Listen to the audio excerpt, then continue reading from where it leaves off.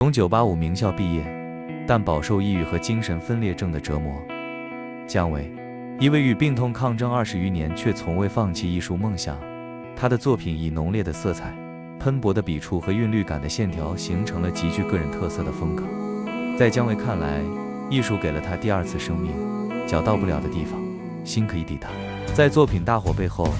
是近20年不懈创作的累积，